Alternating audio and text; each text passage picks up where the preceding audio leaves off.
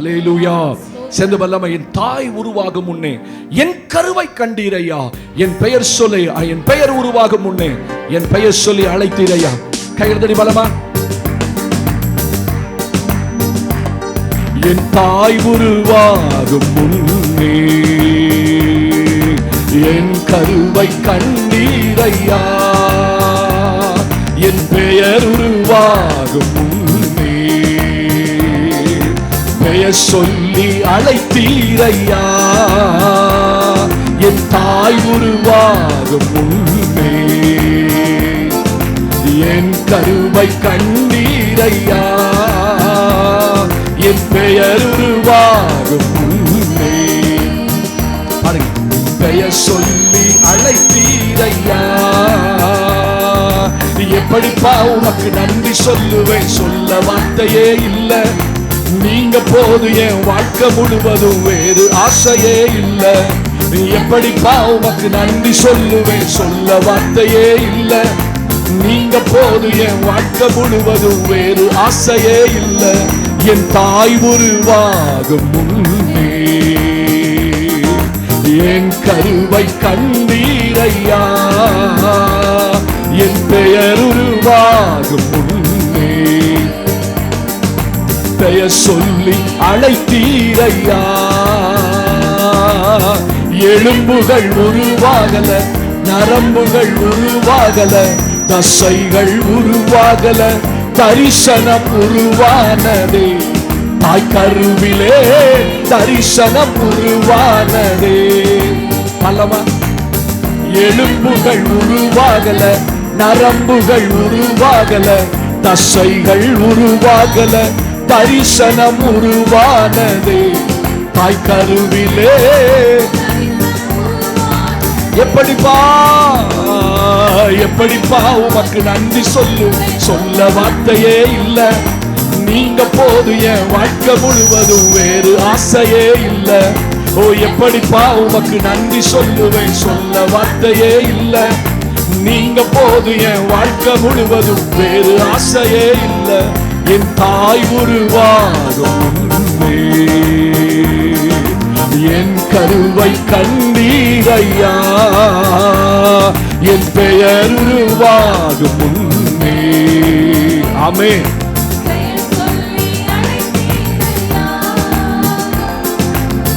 அழியாமல் அணைத்து கொண்டி, கலையாமல் காத்து கொண்டி, குறைவின்றி பிறக்க செய்தி, பத்திரமாய் என்னை சுமந்தீரே. தாய் கருவிலே பத்திரமாய் என்னை சுமந்தீரே. அழியாமல் அணைத்து கொண்டி, கலையாமல் காத்து கொண்டி, குறைவின்றி பிறக்க செய்தி, பத்திரமாய் என்னை சுமந்தீரே. தாய் கருவிலே பத்திரமாய் என்னை சுமந்தீரே. ஓ எப்படிப்பா உமக்கு நன்றி சொல்லுவேன், சொல்ல வார்த்தையே இல்லை. நீங்க வாழ்க்கை முழுவதும் வேறு ஆசையே. சொல்லுங்கய்யா உள்ளத்தின் ஆழத்துல. நீங்க போது என் வாழ்க்கை முழுவதும் வேறு ஆசையே இல்லை. என் தாய் உருவாகும் முன்னே என் கருவை கண்டீரையா, என் பெயர் உருவாகும் முன்னே. ஆமாப்பா. ஓ எலும்புகள் உருவாகல, நரம்புகள் உருவாகல. ஆமாப்பா. தரிசனம் உருவானது தாய் கருவிலே. ஓ எலும்புகள் உருவாகல, நரம்புகள் உருவாகல, தசைகள் உருவாகல, தரிசனம் உருவானதே தாய் கருவிலே.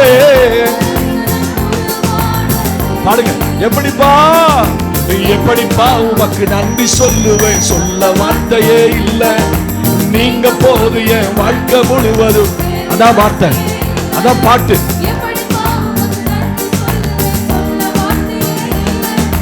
நீங்க போது என் வாழ்க்கை முழுவதும் வேறு ஆசையே இல்லை. என் தாய் உருவாகும் முன்னே என் கருவை கண்டவரே,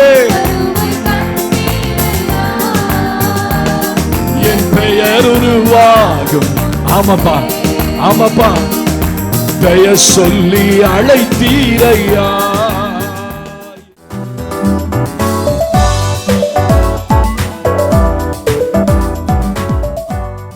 கர்த்தர் உங்களை ஆசீர்வதிப்பார். வாசிக்கலாமா? எபேசியர் நிருபத்தில் 5ஆம் அதிகாரத்திலே 14ஆம் வசனம் வாசிக்கமா? ஆதலால் தூங்குகிற நீ விழித்து மரித்தோரை விட்டு எழுந்திரு, அப்பொழுது கிறிஸ்து உன்னை பிரகாசிப்பிப்பார். அப்பொழுது கிறிஸ்து உன்னை என்ன செய்வாராம்? பிரகாசிப்பிப்பார். ஆமென். ஆண்டவருடைய நாமத்துக்கு மகிமை உண்டாகட்டும். சபைக்கு ஆண்டவர் இந்த நாளில் கொடுக்கிற வார்த்தை, இந்த எபேசிய திருச்சபைக்கு அப்போஸ்தலனாகிய பவுல் புதிய கிறிஸ்தவர்கள் எபேசு திருச்சபையிலே எபேசு பட்டணத்துக்கு அப்போஸ்தலனாகிய பவுல் ஊழியத்துக்கு போயிருக்கும் போது, மிஷனரி பிரயாணமாய் போயிருக்கும் போது, அங்கே ரட்சிக்கப்பட்டவர்களை வைத்து ஒரு சபை ஆரம்பிக்கிறார். அந்த சபையில் இருக்கிற விசுவாசிகள் எல்லாம் இளம் விசுவாசிகள், முதிர்ந்த விசுவாசிகள் அல்ல. பல பிரச்சனைகள் ஒரு சபைக்குள்ள இருந்தது. அந்த பிரச்சனைகளை தீர்க்கும்படி அப்போஸ்தலனாகிய பவுல் தன் நிருபத்தை எழுதுகிறார். இந்த புதிதாய் ரட்சிக்கப்பட்ட இந்த கிறிஸ்தவர்களுக்கு, இந்த விசுவாசிகளுக்கு பவுல் சொல்றாரு, தூங்குகிற நீ மரித்தோரை விட்டு எழுந்திரு, அப்பொழுது கிறிஸ்து உன்னை என்ன செய்வாரு? பிரகாசிப்பிப்பார். ஸ்தோத்திரம். சபைக்கு ஒரு வார்த்தை சொல்லப்படுகிறது. யார் சபையில தூங்குறா? தூங்குறத குறித்து நான் இன்னைக்கு பேச போறதில்ல. ஒரு மனிதனுடைய ஆவிக்குரிய நிலைமையை குறித்து ஆண்டவர் பேசுறார்.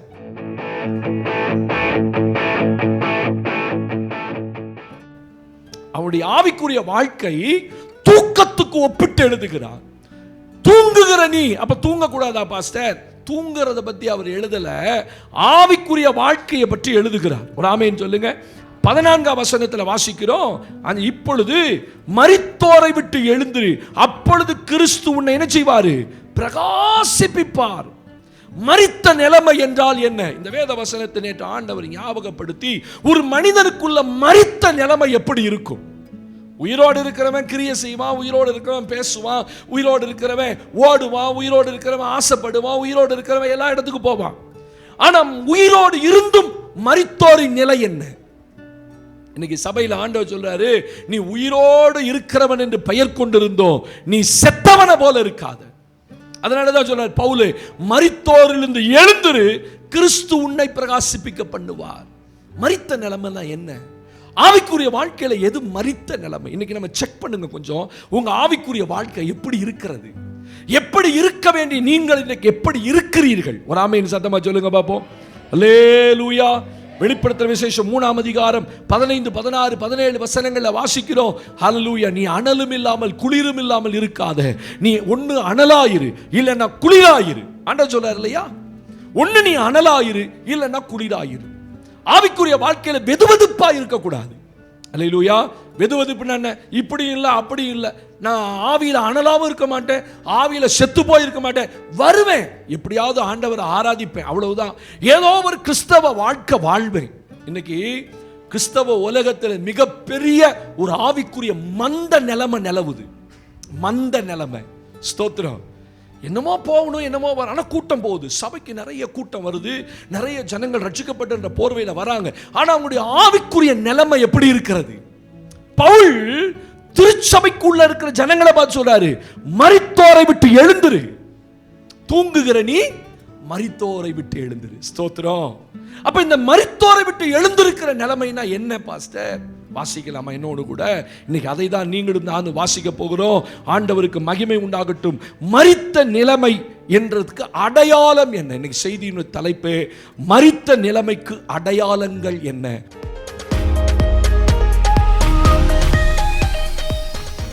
ஒரு மனிதன் உயிரோடு இருக்கிறானா, ஒரு மனுஷன் மரிச்சிட்டானா, ஒரு மனுஷன் உயிரோடு இருந்தும் அவன் மரித்த நிலைமையில் இருக்கிறானா அப்படின்றதுக்கு அடையாளங்கள் என்ன? சங்கீதத்தின் புஸ்தகம் 115ஆம் சங்கீதம் 17ஆம் வசனத்தை நீங்களும் நானும் வாசிக்க கேட்க போகிறோம். Psalms number 115 verse 17. 115ஆம் சங்கீதம் 17ஆம் வசனத்தை வாசிக்க கேட்க போகிறோம். மரித்தவர்களும் மௌனத்தில் இறங்குகிற அனைவரும், மௌனத்தில் இறங்குகிற அநேகரும் கர்த்தரை துதியார்கள். ஒரு ஆமென் சத்தமா சொல்லுங்க.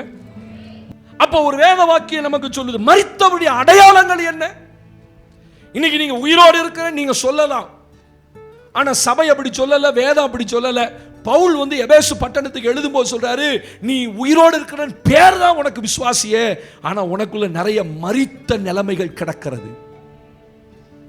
ஒரு மனுஷன் ஆவிக்குரிய வாழ்க்கையில மரிச்ச நிலைமைக்கு போறதுக்கு சபை விட்டுறக்கூடாது. அல்லேலூயா.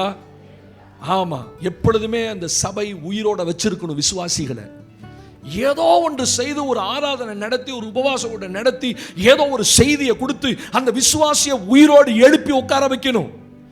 மரித்த நிலைமை என்றால் என்ன, உயிரோடு இருக்க நிலைமை என்றால் என்ன? உயிரோடு இருக்கிறது எல்லாத்துக்கும் தெரியும். மரித்தவர்களும் மௌனத்தில் இறங்குகிறவர்களும் கர்த்தரை துதியார்கள். நாமோ இது முதற்கொண்டு அனைவரும் கர்த்தரை துதிப்போம். அப்ப இங்க ரெண்டு பேரை குறிச்சு அப்ப தாவீது எழுதுகிறார். என்ன எழுதுறாரு? ஒரு கூட்டம் மரித்த கூட்டம், இன்னொரு கூட்டம் உயிரோடு இருக்கிற கூட்டம். அப்ப மரித்த கூட்டம் என்ன செய்யுமா? மரித்தவர்களும் மௌனத்தில் இறங்க, அப்படின்னா பாதாளத்துக்குள்ள இறங்குறவன் அர்த்தம். மௌனத்தில் இறங்குகிறவர்னா பாதாளத்துக்குள்ள இறங்குகிறவன்.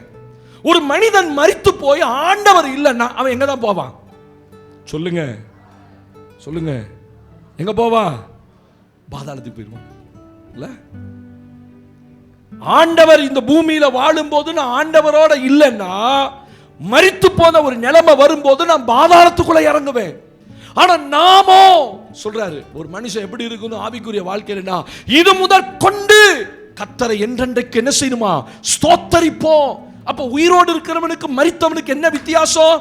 மரிச்சவன் கர்த்தரை தேட மாட்டான், கர்த்தரை குறித்த உணர்வு இருக்காது. ஒரு மனிதனுக்கு ரொம்ப ரொம்ப தேவை ஆவிக்குரிய வாழ்க்கைன்னா உணர்வு. யாரை குறித்த உணர்வு? கர்த்தரை குறித்த உணர்வு. சங்கீதம் 14:1 சொல்லுது, வாசிக்க வேண்டாம். தேவனை தேடுகிற உணர்வு உள்ளவன் உண்டோ என்று பார்க்க கர்த்தர் மனுபுத்திரனை பரலோகத்திலிருந்து கண்ணோக்கினார். ஆவிக்குரிய வாழ்க்கையில மரிச்ச நிலைமைக்கு அடையாளம் என்னன்னா, ஒரு மனிதனுக்குள்ள இருக்க வேண்டிய தேவனை குறித்த உணர்வு இருக்காது. தேவனை குறிச்ச மத்த எல்லா உணர்வும் இருக்கும், மத்த எல்லா உணர்வும் இருக்கும். நான் வித்தியாசமா சொல்றேன், என்ன சொல்லித்தரேன். என்ன மற்ற உணர்வுனா என்ன? எந்திரிக்கணும், வேலைக்கு போகணும், சம்பாதிக்கணும், கடனை கட்டணும், வீட்டை கட்டணும், பிள்ளைக்கு சேர்த்து வைக்கணும், கல்யாணம் பண்ணணும், கரெக்டாக டைம் வந்துருச்சுன்னா அவனை கொண்டு போய் காலேஜில் விடணும், அந்த காலேஜ் பெஸ்ட்டா, இந்த காலேஜ் பெஸ்ட்டா, எல்லா உணர்வும் இருக்கும். ஆனா தேவனை தேடுறதுக்கு மட்டும் என்ன இருக்காது? உணர்வு இருக்காது. உலக காரியம் அத்தனையும் செய்வதற்கு அத்தனை உணர்வுகளும் இருக்கும். நான் ஒரு ஸ்தாபனத்தில் இருந்தபோது ஒரு ஊழியக்காரருக்கு பொண்ணு பார்த்தாங்க. சரிங்களா? ஊழியக்காரருக்கு பொண்ணு பார்த்தாங்க. ஒரு நாள் காலையில் 5 மணிக்கு அந்த ஊழியக்காரர் அந்த சபையில் தான் தங்கியிருந்தார்.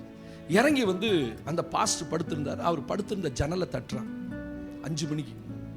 5 மணிக்கு தட்டினோன்னே அவர் துடிச்சு பிடிச்சி யாரோ வந்திருக்கான்னு நினச்சிட்டு ஜன்னலை திறந்து, யாருப்பான்னா, ஐயா நான் தான் வந்திருக்கேன், ஊழியக்கார் மேலேருந்து வந்தேன். என்னப்பா, இன்னைக்கு எனக்கு பொண்ணு பார்க்குறேன்னு சொன்னாங்களே, இன்னைக்கு பொண்ணு பார்த்துடலாங்களா?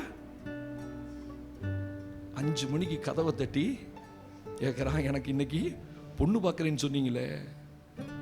அவர் சரி சரி பார்க்கலாம் போன அனுப்பிச்சு விட்டு அவன் எந்திரிச்சு வந்தானே, ஏண்டா நான் எந்த காரியத்தை சொன்னாலும் உனக்கு ஞாபகம் இருக்க மாட்டேங்குது, இந்த காரியம் மட்டும் எப்படா உனக்கு 5 மணிக்கு ஞாபகம் வருது? அப்போ உன் காரியம் நீ சொல்லும் போது உனக்கு இருக்கிற உணர்வு தேவனுடைய காரியத்தில் இல்லையே. இல்ல, நம்முடைய காரியங்கள்ல எல்லா உணர்வும் நமக்கு இருக்கிறது. ஆனா தேவனுடைய காரியம் என்று வரும்போது ஒரு மரித்த நிலைமை. ஸ்தோத்திரம். பாருங்க, நம்ம 2 வாழ்க்கை வாழ்ந்துட்டு இருக்கோம். ஒன்னு உலக பிரகாரமா வாழ்றோம், இன்னொன்னு ஆவிக்குரிய பிரகாரமா சபை வாழ்க்கை வாழ்ந்து கொண்டு இருக்கிறோம். உலக மனுஷனுக்கு ஒரு வாழ்க்கை தான், நமக்கு 2 வாழ்க்கை. அங்கேயும் வாழணும், இங்கேயும் வாழணும். ஆனா அங்க அவங்கபடி வாழ முடியாது, அதான் கஷ்டம். அங்க போயும் ஆவிக்குரிய வாழ்க்கை தான் வாழணும், இங்க வந்தாலும் ஆவிக்குரிய வாழ்க்கை தான் வாழணும். அப்ப பவுல் எழுதும் போது நீ மரித்த நிலைமையில் இருக்கிறாய் என்று எதை எழுதுகிறார்? தேவனை குறித்த உணர்வு ஒரு தேவ பிள்ளைக்குள்ள இல்ல.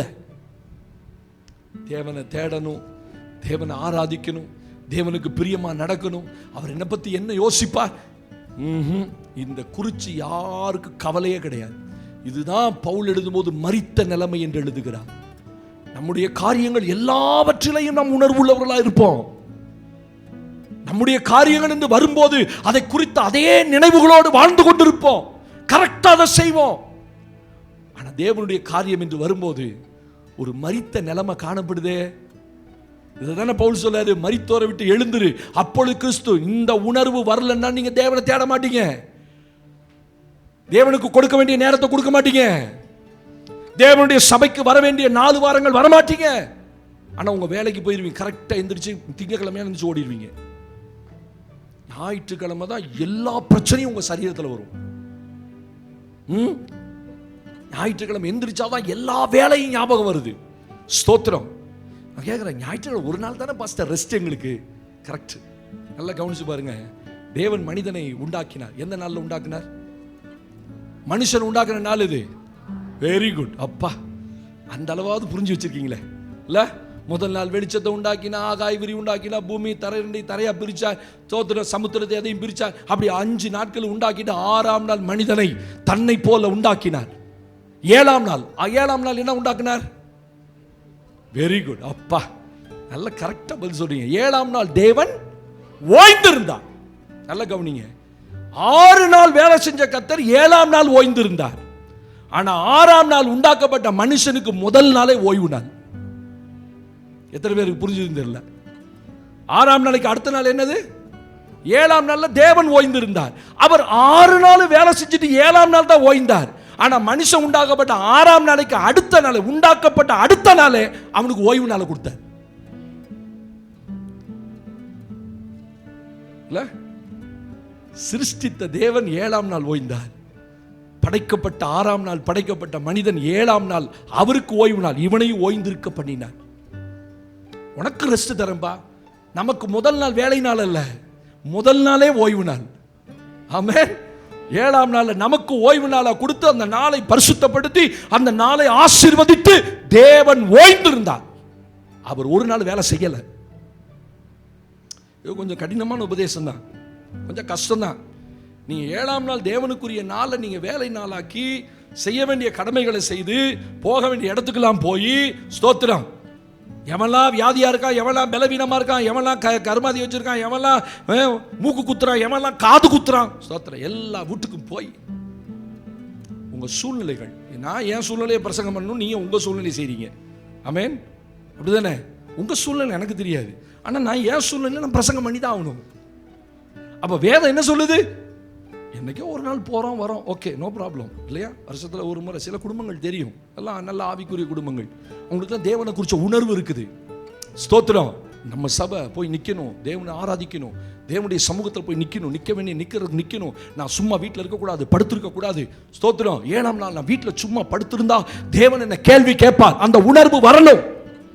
அல்லேலூயா. உடம்பு சலிப்பா இருக்குது, தலை வலிக்கிற மாதிரி இருக்குது, மூக்கு ஒழுகுற மாதிரி இருக்குது, தோத்திரம் வயிறு வலிக்கிற மாதிரி இருக்குது. ஆனால் 9 மணிக்கு கொட்ட வேண்டியதை கொட்டிக்குவோம், 12 மணிக்கு தின்ன வேண்டியது தின்னிக்குவோம், நைட்டும் விட மாட்டோம், சாயந்தரமும் விட மாட்டோம், எல்லாம் செய்ய வேண்டிய அத்தனை செய்வோம். ஆனால் தேவனுடைய காரியத்தில் மட்டும் உணர்வு இருக்காது. தேவனுடைய ஆலயத்துக்கு வரணும், தேவன் என்னை தேடுவார், அவர் சமூகத்தில் வந்து நிற்கணும், நான் தேவனுடைய முகத்தை பார்க்க வேண்டிய தேவனுடைய பிள்ளை. ஏன் இந்த உணர்வு இல்லாமல் போச்சு? இதைத்தான் பவுல் சொல்லும் போது அது மரித்த நிலைமை. தேவன் என்ன எதிர்பார்க்கிறார்? தேவனை தேடுகிற உணர்வு உள்ளவன் உண்டோ? யாருக்கெல்லாம் இருக்குப்பா அப்படின்னு பரலோகத்திலிருந்து கர்த்தர் மனுபுத்திரன் என்ன செய்யறாரா? சொல்லுங்க, கண்ணோக்குகிறார். அப்படி அவர் கண்ணு சுத்துது. யாருக்கெல்லாம் உணர்வு இருக்கு என்ன தேடுறதுக்கு, யாருக்கெல்லாம் என்ன தேடுறதுக்கு அந்த உள்ளம் இருக்குது. ஸ்தோத்திரம். இததான் பவுல் எழுதும்போது சொல்றாரு, நீ மரித்தோரை விட்டு எழுந்திருச்சிரு, மற்ற எல்லா காரியத்திலும் உணர்வு இருக்கிறது போல் தேவனை தேடுகிற விஷயத்திலையும் உணர்வு இருக்கணும். தேவனுக்கு அடுத்த காரியத்தில் உனக்கு உணர்வு இருந்தா நீ உயிரோடு இருக்கன்னு அர்த்தம். ஒரு வாரம் வர முடியல, உங்க இறுதியை அடிக்கணும். என்ன செய்யணும்? இருதயம் சொல்லுங்க. தாவீது சவுலை தொடர்ந்து, சவுல் தாவீதை தொடர்ந்து போனான். தாவீதை தொடர்ந்து போய் ஒரு இடத்துல தாவீதை சூழ்ந்து கொண்டான். அடுத்த நாள் தாவீதை பிடிச்சிருவான். அன்னைக்கு காலையில சவுல் மல ஜலாதிக்கு போனான். தன் காலை கண்ணங்களை முடிப்பதற்கு போய் ஒரு கெபியில உட்கார்ந்திருப்பான். பின்னாடி பார்த்தீங்கன்னா அவன் சவுலுடைய சால்வை தொங்கும். தாவீது ஓடி போய் அந்த சால்வை அறுத்துக்குவான். அறுத்துட்டு கொஞ்சம் தூரம் போன கூப்பிடுவான், என் தகப்பனே, கர்த்தர் உம்மை என் கையில் ஒப்பு கொடுத்திருந்தோம், நான் உன்னை கொல்லலை, அப்ப சொல்லுது, தாவீது அந்த சால்வை தொங்கலை அறுத்ததினால் அவன் மனது அடித்து கொண்டது. ஐயோ, ஒரு ஊழியக்காரனுடைய சால்வை அறுத்துட்டமே. உத்தமமான மனிதர்கள் பார்த்தீங்களா? தேவனுடைய ஆலயம், தேவனுடைய காரியம், தேவனுடைய ஊழியம், இதெல்லாம் நீங்க வரும்போது உங்க மனசு அடிச்சுக்கணும். ஒரு வாரம் நீங்க வரலன்னா உங்க இறுதி அடிக்கணும். ஐயோ போகலையே, இன்னைக்கு என்னவா, இன்னைக்கு என்ன செய்தி கொடுத்துருப்பார் பாஸ்டர், என்ன மன்னாவா இருந்திருக்கும். இதுதான் நல்ல ஒரு ஆவிக்குரிய நிலைமை. அல்லேலூயா. அப்படிதானே? உணர்வு இல்லாமல் இருந்துடக்கூடாது. இல்லை, இப்போ பாருங்க, கிட்டத்தட்ட ஒரு 120 பேர் வரல, சாயந்தரம் ஒரு 40 பேர் வருவாங்க. இந்த ஒரு 80 பேத்துக்கு உணர்வே இருக்க மாட்டேங்குதுங்க. எப்படி இப்போ அவங்களெல்லாம் பார்த்து சொல்லணும், நீங்கள் பரவாயில்ல வந்துடுவீங்க பிரதர், பிரைஸ் லார்ட் பிரதர் அப்படின்னு நான் சொல்லணும்னா, நாங்கள் ஊழிய கூட்டத்தில் நான் பேசும்போது சொன்னேன், எல்லா சபைகளும் இப்படி தான் நிலைமை இருக்குது. வருகிற 200 பேர்த்தில் பாதி பேர் பரவாயில்ல வரமாட்டான். ஏன்னா அவங்களுக்கு தேவனை குறித்த எந்த உணர்வும் கிடையாது. சும்மா வருவாங்க, அலட்டிக்காம கிறிஸ்தவ வாழ்க்கை வாழ்வாங்க. அப்படி அல்ல, தேவன் தேடுகிறது தன்னை தேடுகிற உணர்வு இருக்குதா? சொல்லுங்க, கை உயர்த்தி நான் இருக்கிறேன்பான்னு சொல்லுங்க. இந்த பூமியில நான் இருக்கிறேன்ப்பா உங்களை தேடுறதுக்கு, எனக்கு இந்த உணர்வை தாரும். தாவீது சொல்லும்போது, எனக்கு உணர்வு தாங்க ஆண்டவரே. வாசிக்கலாம் அந்த இடத்தை. ஆண்டவருக்கு மகிமை. ஹல்லேலூயா. சங்கீதத்தின் புஸ்தகத்தில் 119ஆம் சங்கீதத்தில் ஆண்டவருக்கு மகிமை 73ஆம் வசனத்தை வாசிக்கும் பொழுது, உம்முடைய கரங்கள் என்னை உண்டாக்கி. 119ஆம் சங்கீதம் 73ஆம் வசனம் வாசிமா. உம்முடைய கரங்கள் என்னை உண்டாக்கி, உம்முடைய கரங்கள் என்னை உண்டாக்கி, என்னை உருவாக்கிற்று. உம்முடைய கற்பனைகளை கற்றுக்கொள்ள என்னை உம்முடைய கற்பனைகளை கற்றுக்கொள்ள என்னை உணர்வுள்ளவனாக்கும். என்னை உணர்வு உள்ளவனாக்கும் ஆண்டவரே. அழகா தாவீது ஜெபிக்கிறார். உங்களை கற்பனையை நான் கற்றுக்கொள்ளணும். எதுக்காக கற்பனை? அப்பதான் உமக்கு எது பிரியம் எது பிரியம் இல்லைன்னு எனக்கு தெரியும். இந்த பூமியில என் விருப்பப்படி வாழ்றதுக்கு நான் அழைக்கப்படல. தேவன் ஒருவர் இருக்கிறார். நான் எல்லாத்துக்கும் அவருக்கு கணக்கு கொடுக்கணும். ஆமாவா இல்லையா? நாம எல்லாரும் சிங்காசனத்துக்கு முன்னாடி போக மாட்டோம். நம்ம எல்லாரும் நியாயாசனத்துக்கு முன்னாடி தான் போவோம். நமக்கு சிங்காசன தீர்ப்பு கிடையாது. ஆமென். கடைசி நாள்ல ஒயிட் த்ரோன் ஜட்ஜ்மெண்ட் நமக்கு இல்ல. ஒரு வெள்ளை சிங்காசனம் ஒன்று வைக்கப்பட்டது. அதில் மரித்தோர், சிறியோர், பெரியோர் எல்லாரும் போய் நிற்பான். நான் நிற்க மாட்டேன். ஏன்னா இந்த பூமியில கிறிஸ்துவின் நியாயாசனம். எனக்கு அவங்களுக்கு சிங்காசனம், எனக்கு நியாயாசனம். எனக்கு நீ ஆக்கினை தீர்ப்பு கிடையாது. ஸ்தோத்திரம். அப்ப தாவீது சொல்றான், ஆண்டவரே உம்முடைய கற்பனைகளை நான் என்ன செய்யணுமா? கற்றுக்கொள்ள என்னை உணர்வுள்ளவனாக்கும். ஏன் இந்த பூமியில நான் என் விருப்பப்படி நான் வாழ முடியாது. உங்க கற்பனையின்படி தான் நான் வாழ முடியும். ஆமென் சொல்லுங்க. அவருடைய கற்பனையின்படி வாழ்ந்தாதான் நான் பரலோகம் முடியும். நான் என் விருப்பப்படி வாழ்ந்துட்டு பரலோகத்தின் கதவை தட்டின பரலோகத்தின் கதவை திறக்காது. ஸ்தோத்திரம். நீங்க கிறிஸ்தவங்களா வாழ்ந்திருக்கலாம், சபை வாழ்க்கை வாழ்ந்திருக்கலாம். ஸ்தோத்திரம். திருவிருந்துக்கு கூட வர முடியாம நீங்க வாழ்ந்திருக்கலாம். அல்லேலூயா. அப்படி என்னதான் முக்கியமான ரொம்ப தப்பு. தேவனுடைய பந்தி அசட்டை பண்றது இன்னைக்கு தெரியாது. அதனால தான் கீழே விழுகிறோம், மேலே விழுகிறோம், வியாதி வருது, பலவீனம் வருது. என்ன அடிச்சாலும் திருந்த மாட்டோம். என்ன அடிங்க, சிலருக்கு அந்த உணர்வே வராது. தேவன் அடிக்கிறது எதுக்காக? உணர்வு வரணுன்றதுக்காக. ஆமாவா இல்லையா? ஆமாவா இல்லையா? ஒரு சின்ன தட்டும் போது உணர்ந்துக்கணும், ஓ ரைட், கர்த்தர் எங்கேயோ நம்மளை தட்டுறாரு. அடிக்கடி வராத வியாதிகள் சரீரத்தை வந்துகிட்டே இருக்கா, உணரணும், தேவன் எங்கேயோ நம்மளை தொடுறாரு. ஸ்தோத்திரம். எதுலையோ மனம் திரும்புறதுக்காக நம்மளை கேட்கிறார். இந்த உணர்வு வந்துடணுங்க ஒரு தேவ பிள்ளைக்கு. இந்த உணர்வே வராம ஒரு கூட்டம் போயிட்டே இருக்க, அது சும்மா கீழே விழுந்துட்டாங்க, சும்மா பலவீனம், எல்லாருக்கும் வருதுங்க அப்படின்னு நீங்க சொன்னீங்கன்னா உங்களுக்கு இன்னும் உணர்வு வரலன்னு அர்த்தம். அல்லேலூயா. அதுக்காக வியாதியே வரக்கூடாதுன்னு நான் சொல்லல. சில வியாதிகள் அன்யூஷுவலா வரும், சில பலவீனங்கள் அன்யூஷுவலா வரும், யூஷுவலா வராம அன்யூஷுவலா வரும். அப்ப நம்ம தேவனுடைய பிள்ளைகளுக்கு உணர்வு, ரைட், இது கர்த்தர் எங்கேயோ நம்மளை தொடுறார். புரிஞ்சுக்கணுமா வேணாமா? புரிஞ்சுக்கணும். அதை நீங்க புரிஞ்சுக்கிட்டா, அதனால உங்களுடைய கற்பனையை கைக்கொள்ள என்னை உணர்வுள்ளவனாக்கும். ஆண்டவரே, உங்க கற்பனை இல்லாம இந்த உலகத்தில் வாழக்கூடாது. கற்பனை வசனங்கள், தேவனுடைய வார்த்தைகள், தேவனுடைய சட்டதிட்டங்கள், தேவனுடைய கட்டளைகள், இதெல்லாம் இல்லாம நான் வாழ்ந்துடக்கூடாது. என்னை உணர்வுள்ளவனாக்கும்.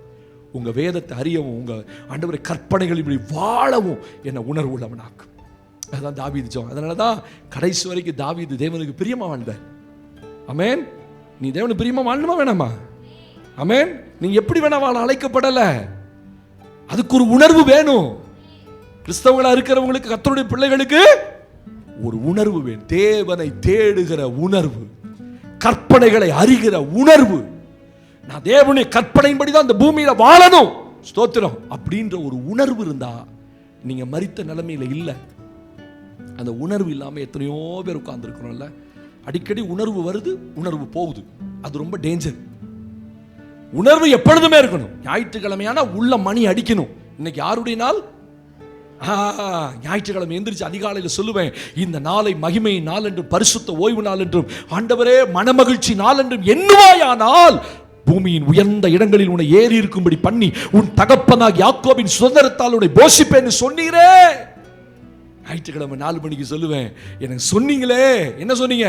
இந்த நாளை மனமகிழ்ச்சி நாள் என்றும் மகிமை நாள் என்றும் பரிசுத்த ஓய்வு நாள் என்றும் எண்ணுவாயானால், சொல்ற எண்ணுவாயானால். இந்த நாள் அப்படி நினைக்கிறவங்களுக்கு தான் உணர்வு. இந்த நாள் சாதாரண நாள் அல்ல.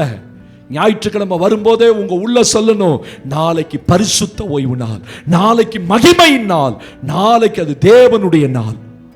அந்த உள்ள சொன்னுச்சுன்னா உங்களுக்கு என்ன இருக்குது? உணர்வு இருக்கு. காலையில் அலாரம் வைக்கிறோம், அலாரம் வச்சோம் அடிக்கலன்னா என்ன அர்த்தம்?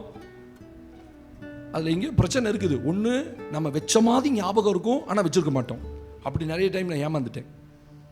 படுத்துருவேன், ஐயோ வச்சமா இல்லையா, வச்சிருப்போம் ஸ்தோத்திரம். சில நேரத்தில் இருக்காது, சில நேரத்தில் அலாரம் அடிக்கும், எந்திரிக்க மாட்டோம். சரி, ஒரு தேவனுடைய பிள்ளைக்கு உண்மையாவே பரிசுத்த ஆவியான உள்ள இருந்தார்னா அவர் அலாரம் அடிச்சுக்கிட்டே இருப்பார். நாளைக்கு தேவனுடைய நாள், இன்னைக்கு வெள்ளிக்கிழமை பரிசுத்த, இன்னைக்கு உபவாச நாள், சபையில் 7 நாட்கள் ஜெபம். ஏதோ ஒரு நாள் போ, உங்களோட பேசுவார், உங்களோட பேசாமலாம் இருக்க மாட்டார். ஆனால் அந்த உணர்வு வரவே, சிலரோட பேசி பேசி ஆண்டவர் சலிச்சிட்டார், விட்டுட்டார், போ நீ எப்படியோ போ, ஸ்தோத்திரம். என்னைக்காவது ஒரு நாள் உங்களுக்கா தோணுச்சுன்னா ரைட் போயிட்டு தான் வருவோமே, 4 வாரத்தில் ஒரு நாள், அப்படி அல்ல. ஆமென். 7ஆம் நாள் அவர் ஓய்ந்திருந்தார். நான் அந்த நாளில் ஓய்ந்திருந்து தேவனை பார்க்கணும், எனக்கு செய்த நன்மை என சொல்லணும். 2வது, இந்த மரித்த நிலைமைக்கு அடையாளம் என்ன? சங்கீதத்தின் புஸ்தகம் 17ஆம் சங்கீதம், சங்கீதத்தின் புஸ்தகம் 17ஆம் சங்கீதம் 3ஆம் வசனத்தை வாசிக்கும் பொழுது, Psalms number 17 verse 3 வாசிமா. நீர் என் இருதயத்தை பரிசோதித்து, நீர் என் இருதயத்தை பரிசோதித்து, ராக்காலத்தில் அதை விசாரித்து, என்னை புடமிட பார்த்தும், என்னை புடமிட்டு பார்த்தும் ஒன்றும் காணாதிருக்கிறீர். என் வாய் மீறாதபடிக்கு தீர்மானம் பண்ணி இருக்கிறேன். ஆமென் சொல்லுங்க, சத்தமா சொல்லுங்க அல்லேலூயா. மரித்தவர்களுடைய அடையாளம் என்ன? ஒரு மனுஷனுக்குள்ள இருக்கிற உணர்வு மரிக்குது, அது மரிக்க கூடாது. ஒரு மனிதன் மரிச்சுட்டான் அப்படின்றதுக்கு அடையாளம் என்ன? முதல்ல பல்ஸ் பாப்பார் டாக்டர், அப்படிதானே? கூட்டு போனோம், நீங்க ஐயோ ஐயோ லபோ லபோன்னு கத்துவீங்க. டாக்டர் மெதுவா இறங்கி வந்து அவனை கையை பார்ப்பார், அப்படிம்பார். முடிஞ்சுது. பல்ஸை பார்த்தாலே தெரிஞ்சு போயிடும் உயிரோட. சிலருக்கு பல்ஸ் அறகுறையா இருக்கும், தூக்கி ஓட உள்ள ஐசியூல வை, அவனை விட்டுறாத. இப்ப நிறைய பேர் அப்படிதான் இருக்கீங்க, ஐசியூல வைக்க வேண்டிய ஆளெல்லாம். தோத்திரம் அல்லேலூயா. ஆமா, நான் தான் டாக்டர். யாரெல்லாம் ஐசியூல வைக்கணுமோ எனக்கு தான் தெரியும், யாருக்கெல்லாம் பல்ஸ் செத்து போச்சோ எனக்கு தான் தெரியும். பல்ஸ் செத்து போன ஆளெல்லாம் இருக்குது, அப்படி இருந்துடக்கூடாது. அதுக்கு தான் இந்த செய்தி. ஆமென் சொல்லுங்க அல்லேலூயா. உங்களை உயிர்ப்பித்துக் கொள்வதற்கு தான் இந்த செய்தி. ஸ்தோத்திரம். கொஞ்சம் அறகுறையா இருக்கும்போது தப்பிச்சிடலாம். ஏன்னா நல்ல டாக்டர் என்ன செய்வார்? அதையும் இதையும் செஞ்சு புட்டிச்சு, நல்ல நெஞ்ச புட்டிச்சு அமுக்கி உங்களை உயிரோட கொண்டு வந்துடுவார். ஸ்தோத்திரம். அதுக்கப்புறம் அப்படிமா எந்திரிச்சு உட்காந்து உயிர் வந்துருச்சு. இப்ப உங்க பல்ஸ் செத்து போச்சுன்னு வச்சுக்கோங்க, டாக்டரால ஒண்ணுமே செய்ய முடியாது. அல்லேலூயா. தன்னை கொஞ்சமாவது ஆவிக்குரிய வாழ்க்கையில கொஞ்சம் உணர்வு இருந்துச்சுன்னா தப்பிச்சுக்கலாம். 2வது அவர் சொல்றாரு, என் வாய் மீறாதபடிக்கு நான் தீர்மானம் பண்ணினேன். ஆவிக்குரிய வாழ்க்கையில ஒரு மரித்த நிலைமைக்கு, உயிரோட இருக்க நிலைமைக்கு அடையாளம் என்னன்னா, அவன் தன் வாழ்க்கையில அடிக்கடி தீர்மானம் பண்ணி வாழ்வான்.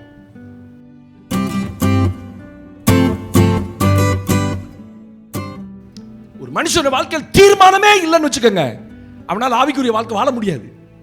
உலகத்தில் இருக்க மனுஷன் கூட சில தீர்மானம் பண்றான். ஆமென். டெசிஷன் எடுக்கிறான், இப்படிதான் வாழணும், இப்படிதான் இருக்கணும். ஸ்தோத்திரம். நம்ம இப்படி வாழ்ந்தாதான் சிலருக்கு பாருங்க பெர்ஃபெக்ட்டா வாழ்வான், உலகத்தில் நேர்மையா வாழ்வான். இப்படிதான் சார் இருக்கணும். காசை பற்றிலாம் கவலை கிடையாது. காசு இன்னைக்கு ஒரு நாளைக்கு போகும். உண்மைதான் சார், வியாபாரத்தை ரொம்ப முக்கியம். அவன் தீர்மானம் உண்மையாக இருக்கணும்னு, பொய்யே பேசக்கூடாது அப்படின்னு சில பேர் தீர்மானமாக இருப்பான். நல்ல கடுமையாக உழைக்கணும் சார், அவன் வாழ்க்கையில் ஒரு டெசிஷன், தீர்மானம். வியாபாரத்துக்காக காலையில் 3 மணிக்கு எந்திரிக்கணும், 6 மணிக்கு எந்திரிச்சானா வியாபாரம் போயிடும். சில கடைகள் பாருங்க காலை 5க்கெல்லாம் திறந்துடுவான், காய்கறிலாம் ஃபுல்லாக இருக்கும். அதே எங்கள் ஊரில் இன்னொருத்தருக்கு அவன் 7 மணிக்கு தான் மார்க்கெட்டே போவான். மெதுவாக எந்திரிச்சு 7 மணிக்கு போய் 8:30 மணிக்கு காய்கறி வந்து இந்த 8:30 மணிக்குள்ள இவர் எல்லாம் வித்தே முடிச்சிருவாரு. இது எப்படி இருக்கு? வாழ்க்கையில் ஒரு தீர்மானம் இருக்கணும். இந்த தீர்மானம் இல்லாமல் இருப்பது தான் இந்த மரித்த நிலைமை. எதை குறிச்சு கவலை கிடையாது. எப்படி வேணாலும் வாழலாம், எப்படி வேணாலும் போகலாம், எப்படி வேணாலும் சப வாழ்க்கை, எப்படி வேணாலும் ஆவிக்குரிய வாழ்க்கை, எந்த தீர்மானமும் கிடையாது. அதான் மரித்த நிலைமை. தானியேல் ஒரு தீர்மானம் எடுக்கிறாரு. ராஜாவின் போஜனத்தினால் என்னை தீட்டுப்படுத்துவது நல்லதல்ல. தானியேல் 1ஆம் அதிகாரம் 8ஆம் வசனத்தில் அவர் வாசிக்கும் போது சொல்றாரு, ஓ ராஜாவின் போஜனத்தினால் தீட்டுப்படாதபடிக்கு நான் தீர்மானம் பண்ணினேன். தானியேல் பாபிலோன் அரண்மனையில் போய் வாசம் பண்ணும்போது பாபிலோன் ராஜா சொல்றான், நான் சாப்பிட்றத இவனுக்கும் கொடு, தானியேலுக்கு கொடு. நம்ம ஆட்கள்லாம் கொஞ்சம் அன்னதான ஸ்மெல் அடிச்சாலே போயிருவான் எந்திரிச்சு தட்டை தூக்கிட்டு. எங்கேயாவது அன்னதானம் போடுறான்னு கேள்விப்பட்டா நம்ம ஆட்கள் குடுவையோட போயிடுறான், பெரிய பெரிய போசையோட போய் நிற்கிற. ஒருத்தர் நான் போகும்போது என் கண்ணில் காட்டணும் இல்லையா? இருட்டில் வண்டியை நிறுத்திட்டு 15 நாளைக்கு முன்னாடி இருட்டில் வண்டியை நிறுத்திட்டு மெதுவாக போனேன். அது அங்கே நிற்கும் போதே தெரியுது இந்த படுபாய் வந்தானா என்ன பண்ணுறதுன்னு. என்னை யோசிக்க போல அங்கே நின்றுக்கிட்டேன். இப்படி இப்படி இப்படி இப்படி குறு குறு குறு குறு பார்த்துக்கிட்டே இருக்குது. நான் இருட்டில் போகிற தெரியல. மெதுவாக போய் நல்லா இருக்கீங்களா அப்படின்னு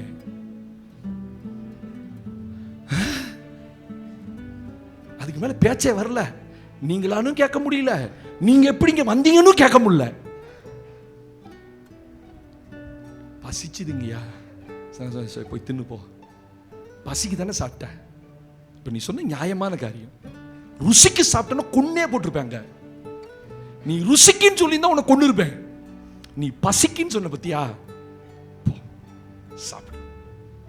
அப்ப வாங்குறது தப்புன்னு தெரியுது இல்ல, அங்க போறது தப்புன்னு தெரியுது இல்ல, எல்லாம் தெரிஞ்சும் எனக்கு ஒரு தீர்மாச்சி அது விக்கிரங்களுக்கு படைக்கப்பட்டது இல்லையா, எப்படி நாங்க போவேன் அப்படின்றது ஒரு தீர்மானம் இல்லையா. ராஜாவின் போஜனத்தை கொடுத்தும் no no no no no, நான் என்னை தீட்டுப்படுத்த மாட்டேன், நான் என்னை கரப்படுத்திக்க மாட்டேன், நான் இப்படி வாழ முடியாது, அது இல்லாம என்னால வாழ முடியும். மரக்கறிகளை மாத்திரம் சாப்பிட்டு அவன் தன் வாழ்க்கையில ஒரு தீர்மானங்க. இந்த தீர்மானம் தான் அவனை பாபிலோன் தேசத்துக்கு அதிபதியா மாத்துச்சு. ஆவிக்குரிய வாழ்க்கையில சில நேரங்கள்ல சில தீர்மானங்கள் உங்களுக்குள்ள நீங்க எடுக்கணும். எடுக்காம உங்களால சில தீர்மானங்கள் இல்லாம வாழ முடியாது. தீர்மானம் இல்லாம வாழ்ந்தா அவன் மரித்தவன். நான் ஊழியக்காரன், நான் சில தீர்மானங்களோட இருக்கணும், சில கட்டுப்பாடுகளோட இருக்கணும், சில டெசிஷனோட நான் வாழணும். இத்தனை மணிக்கு தான் எந்திரிக்கணும், இத்தனை மணிக்கு தான் வாழணும். என் பிள்ளைகிட்ட கேளுங்க, அப்பா சும்மா இருந்தாலும் தூங்க மாட்டார். நான் தூங்க மாட்டேன். ஒரு நாளைக்கு 6 மணி நேரம் 7 மணி நேரம் போதும். நேரம் கிடைக்கும் போதெல்லாம் குப்புற அடிச்சு தூங்குற ஆட்கள் அல்ல. ஸ்தோத்திரம். அதுக்கு ஒரு தீர்மானம், ஒரு டெசிஷன். காலையில் 5 மணிக்கு மேல நான் படுக்கையில் இருக்கக்கூடாது, அது என்னுடைய தீர்மானம். ஆவிக்குரிய வாழ்க்கையில சில தீர்மானங்கள் இல்லைன்னா உங்களால வாழ முடியாது. பரிசுத்தமா வாழ முடியாது, விசுவாசமா வாழ முடியாது, தேவனை பற்றி கொண்டு வாழ முடியாது. சில தீர்மானங்கள் இருக்கும் போதுதான் தேவன் அந்த தீர்மானத்தை அங்கீகரிப்பார். உங்க டெசிஷனை தேவன் அங்கீகரிப்பார்.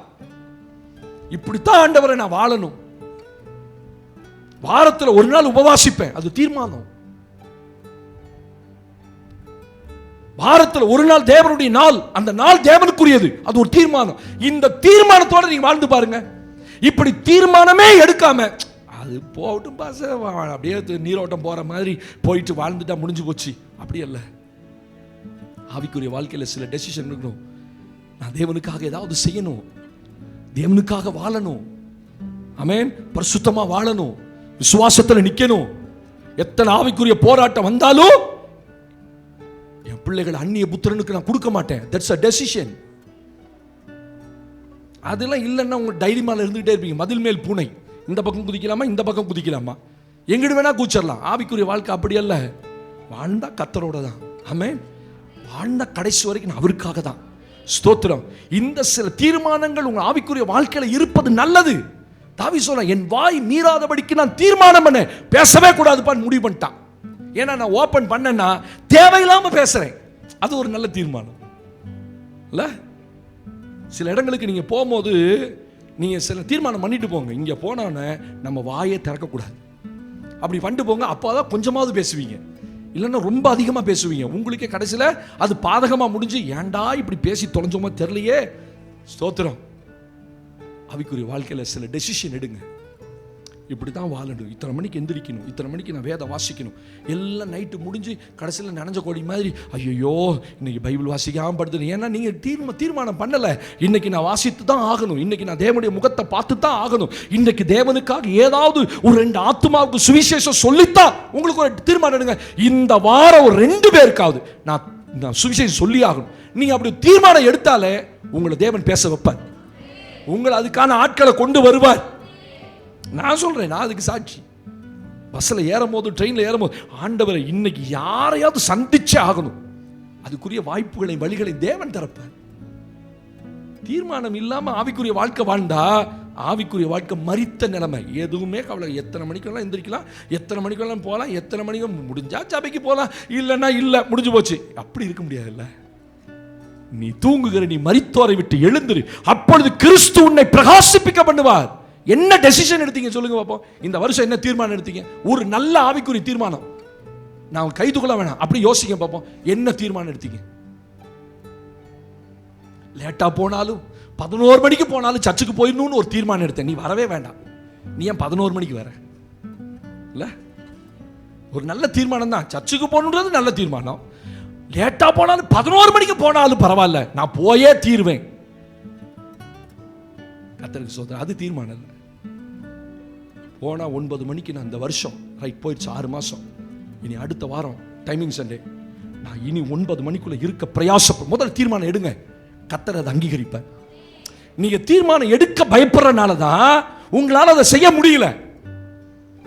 சரிங்களா? ஆவிக்குரிய வாழ்க்கையில சில நேரங்களில் சில பரிசுத்தத்துக்கான சில தீர்மானம். ஒரு வாலிப தம்பி வந்தான், ரொம்ப போராடுறேன் பாஸ்டர், ரொம்ப அவன் செய்யறதெல்லாம் நான் அப்படி சொல்றேன் அவன்கிட்ட. ஏன்னா எனக்கு அப்படியே வெளிப்பட்டுட்டே இருக்குது. ஞாயிற்றுக்கிழமையானா அவனால வர முடியல. நான் என்ன பண்ணேன், சாயந்தரம் 5 மணிக்கு அவனுக்கு அடிச்சு ஞாபகப்படுத்தலாம். விட்டுறக்கூடாது, ஒரு ஆத்துமா இவனை விடக்கூடாது. இல்லை, 5 மணிக்கு அடிச்சு ஞாபகப்படுத்தலான்னு போவேன். கரெக்டாக செல்ல சுவிட்ச் ஆஃப் பண்ணிடுவான். ஏன்னா நான் கூப்பிடுவேன்னு அவனுக்கு தெரியும். போன வாரம் நிற்க வச்சு சொன்னேன், அதையும் 5 மணிக்கு நான் அடிப்பேன்னு உனக்கு தெரியும். தெரியுமா? தெரியும். சுவிட்ச் ஆஃப் பண்ணிடலாமா நினச்சியா? ஆமாம், சுவிட்ச் ஆஃப் பண்ணணும்னு நினச்சேன். சுவிட்ச் ஆஃப் பண்ணி வச்சுட்டேன். கரெக்டாக 7 மணிக்கு ஆன் பண்ணியா? ஆமாம். ஏன்னா 7 மணிக்கு பிரசங்கத்தை தொடங்கிடுவார். இவர் வரமாட்டாருன்னு அவனுக்கு தெரியும். அப்படியே சொல்கிறேன். அவன் அப்படியே அழுந்துட்டான். ஏன் தெரியுமா? 7 மணிக்கு மேலே நீ செல்ஃபோனில் பார்க்கக்கூடாதெல்லாம் பார்க்குற. அப்படி தானே என்ன? ஆமாம். அதனால தானே உன்னால் வர முடியல சபைக்கு. ஆமாம். நான் சொன்னேன், முதல்ல அந்த ஆப்பை எடுத்துரு. அது ஃபேஸ்புக்காக இருந்தாலும் சரி, ட்விட்டராக இருந்தாலும் சரி, யூடியூபாக இருந்தாலும் சரி, உன்னை தீட்டுப்படுத்துதுன்னு தெரிஞ்சா நீ அதை எடுத்துரு. வீட்டுக்கு போய் எடுத்துறேன் பாஸ்டர். இங்கே எடுக்கணும். நீ பாஸ்டருடைய வார்த்தைக்கு கீழ்ப்படிச்சினா, நீ விரும்பினா இங்கே எடுத்துரு. நீ அங்கே போய் கட்டாயம் எடுக்க மாட்ட. ஏன்னா அந்த பிசாசு உன்னை பேசிகிட்டே போகும். இந்த ஒரு முறை அங்கெல்லாம் கரெக்ட் பண்ணிக்கலாம், கரெக்டாக இருந்துக்கலாம், விடவே மாட்டான்.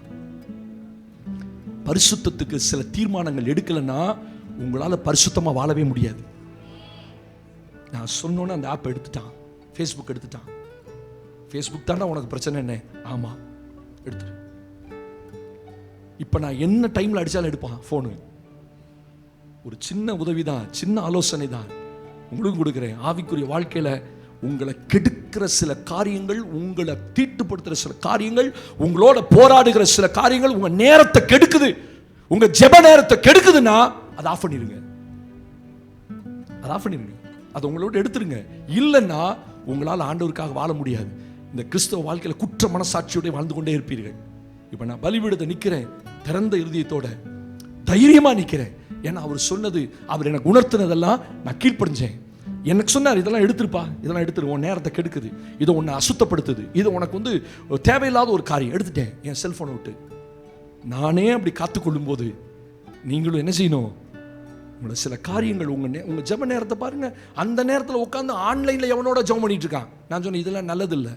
உன் ஜெப நேரத்தை கெடுக்கிற நேரங்கள். ஐயோ நாங்க சேர்ந்து தானே பர்சனல் ஜெபம் இல்லைன்னா நீங்க 1000 பேரோட சேர்ந்து ஜெபம் பண்ணாலும் ஜெபம் அல்ல. உங்களுக்கு தேவனோட ஒரு உறவு இருக்கணும். தனியா ஜெபம் இருக்கணும். தனித்து தேவனோடு உறவாடணும். அந்த நேரத்தில் காலையில் விடிய காத்தால 5 மணிக்கெல்லாம் போட்டு எவனோ கண்காணா இடத்துல இவன் உட்காந்து ஆமேன் ஆமேன். ஆனால் இத்தனை நான் ஸ்டேட்டஸ் வைக்கிறேன். நான் டெய்லி 1 நிமிஷத்துக்கு அனுப்புகிறேன். உங்கள் ஸ்டேட்டஸ் எல்லாம் பாருங்க, எவனோ ஒருத்தன் வச்சதெல்லாம் வச்சுருக்கீங்க. ஏன் நம்ம சர்ச்சு ஸ்டேட்டஸை வைங்களேன்.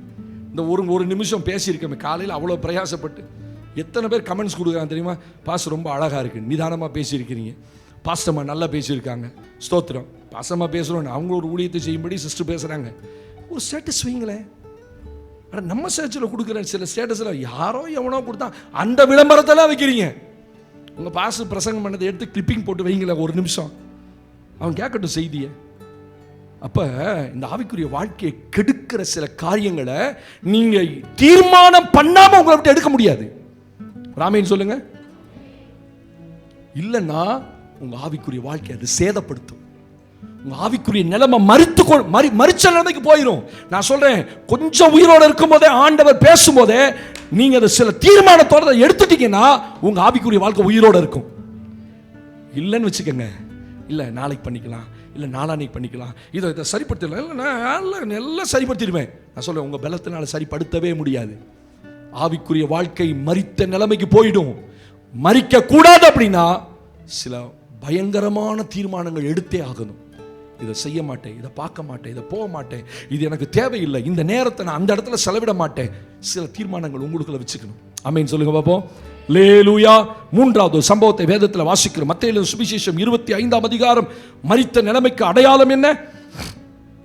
மத்தேயு 25ஆம் அதிகாரம் 30ஆம் வசனத்தை எடுத்துக்கொள்ளுங்கள். Matthew chapter 25 verse 30. வாசியமா? பிரயோஜனமற்ற ஊழியக்காரனாகிய இவனை புறம்பான இருளிலே தள்ளி போடுங்கள். அங்கே அழுகையும் பற்கடிப்பும் உண்டாயிருக்கும் என்றார். அவர் ஆமென் சத்தமா சொல்லுங்க. அல்லேலூயா. ஒரு மனுஷன் தூர தேசத்துக்கு பிரயாணப்பட்டு போகும்போது தன்னுடைய ஊழியக்காரர்களை 3 பேரை கூப்பிட்டு அவர்களுக்கு சில தாளந்துகளை கொடுக்க, சில பணம்னு வச்சுக்கோங்களேன், ஒரு குறிப்பிட்ட அமௌண்ட்டை அவங்க கையில் கொடுத்தியப்பா, நான் ரொம்ப தூரத்துக்கு போறேன், திரும்பி வர வரைக்கும் நீங்கள் இந்த பணத்தை வைத்து வியாபாரம் செய்யுங்கள். அதுல திரும்பி வந்து ஊழியக்காரர் கேட்கிறாரு, எஜமான் கேட்கிறாரு, ஏப்பா 3 பேர்த்தையும் கூப்பிட்டு நான் கொடுத்த பணத்தை வச்சு என்னப்பா செஞ்சீங்க? ஒருத்தர் சொன்னா, ஐயா 10 கொடுத்தீங்க, 5 கொடுத்தீங்க, நான் 10ஆ பெருக்கிட்டேன். 2 கொடுத்தீங்க, அதை 4ஆ பெருக்கிட்டேன். இன்னொருத்த வந்தான், நீ கொடுத்த 1ஐயும் நான் புதைச்சு வச்சிருக்கேன். மரித்த நிலைமைக்கு அடையாளம் என்ன தெரியுமா? அவன் பிரயோஜனமற்ற ஊழியக்காரன்.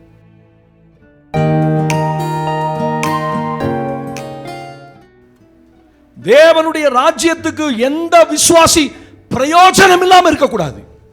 உங்களால இந்த தேவனுடைய ராஜ்யத்துக்கு ஒரு பிரயோஜனம் இருக்கணும். என்ன செஞ்சீங்க பிரயோஜனமா இருக்கிறதுக்கு? உங்க பிள்ளைகளுக்கு நீங்க ஒரு தாயா பிரயோஜனமா இருக்கீங்கல்ல, உங்க கணவனுக்கு நீங்க ஒரு மனைவியா பிரயோஜனமா இருக்கீங்க, உங்க குடும்பத்துக்கு நல்ல உழைச்சு போட்டு சம்பாதிச்சு கொடுக்கிற பிரயோஜனம் உள்ளவங்களா இருக்கீங்க. உங்க வாழ்க்கையில உலக பிரகாரமா பாருங்க, நீங்க எத்தனையோ பேருக்கு பிரயோஜனமா இருக்கீங்க.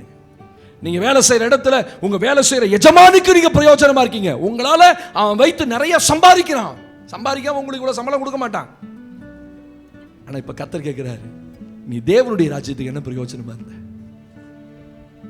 எஜமான் கொடுத்த 1 தாளந்தையும் அந்த துணியில சுத்தி மண்ணுக்குள்ள வச்சுட்டான். கேட்டா, எஜமானே நீ கடினம் உள்ளவர் என்று நான் அறிந்திருந்தேன். அவன் சொன்னா, ரொம்ப அழகா, உண்மைதான்டா, என்ன கரெக்டா எஜமான புரிஞ்சு வச்சிருக்க, நான் ரொம்ப கடினம் உள்ளவன் தான். என் பணத்தை நீ வட்டிக்காரர்கிட்ட கொடுத்திருந்தா நான் காசை வட்டியோட வாங்கியிருப்பேன்ல. அவன் எவ்வளவு பெரிய ஆள் பாருங்க. நீ ஏன்டா புதைச்சு வச்ச? தேவனுடைய ராஜ்யத்துல ஒரு தேவனுடைய பிள்ளை தேவனுக்கு பிரயோஜனமா இல்லைன்னா நீங்க மரிச்ச நிலைமை தான். உங்களால கர்த்தருக்கு என்ன பிரயோஜனம்? நான் கேட்கல, கர்த்தர் கேட்கிறார் உங்களை பார்த்து. இந்த சபைக்கு நீங்க வரீங்களே, இந்த சபைக்கு நீங்கள் என்ன பிரயோஜனம்? சுவிசேஷம் அறிவிச்சீங்களா? உங்க சாட்சி யார்ட்டையாவது பகிர்ந்து கொண்டீங்களா? வேலை செய்யற இடத்துல கிறிஸ்தவன்னு தெரியக்கூடாதுன்ற அடையாளத்தோட வாழ்ற உங்களை வச்சு தேவனுக்கு என்ன பிரயோஜனம்? வேலை செய்கிற இடத்துல உங்களை யாரும் கிறிஸ்தவனே தெரியாது. அப்படிதானே? அப்படிதானே? சமுதாயத்துக்கு நீங்கள் கிறிஸ்தவன்னு தெரிஞ்சிடக்கூடாது. கஷ்டம். நீங்கள் தேவனுக்கு பிரயோஜனமா இல்லை. ஆமென். இதனால சில நீங்கள் காரியங்களை இழக்க வேண்டி வரும். தெரியுமா? உங்களுக்கு வேலை இல்லைன்னு சொல்லுவான். அதுக்காக நான் இயேசு இல்லைன்னு சொல்லிட முடியுமா?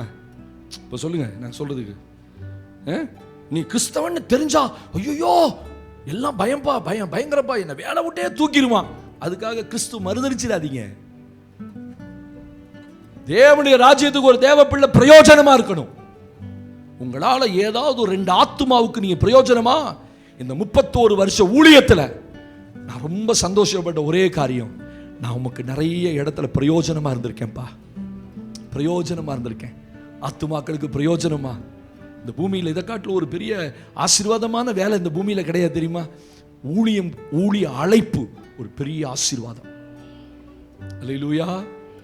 அவ்வளோ பெரிய கனத்துக்குரிய வேலை இது. ஸ்தோத்திரம். எந்த மனுஷனுக்கு கிடைக்காத அப்பாயின்மெண்ட் இது. இது பூமியில் காசு கொடுத்தா கிடைக்கிற வேலை இல்லை. பரலோகத்தில் அப்பாயின்மெண்ட் அடிக்கணும். நீ தாண்டா என் ஊழியக்காரவா.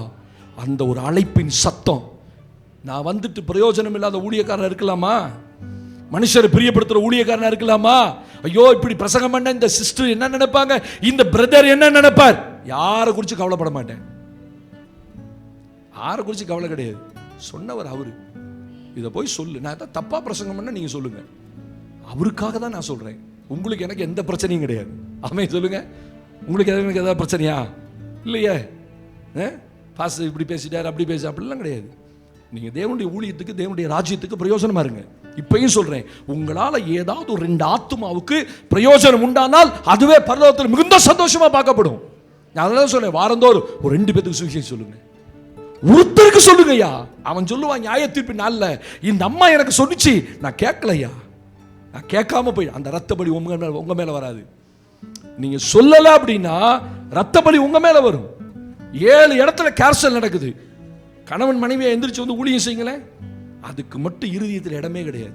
நாங்க வருவோம் பாஸ்டர், சபையை நிரப்புவோம் பாஸ்டர், ஆனா ஊழியத்துக்கெல்லாம் எங்களை கூப்பிடக்கூடாது. பிரயோஜனமற்ற ஊழியக்காரன்.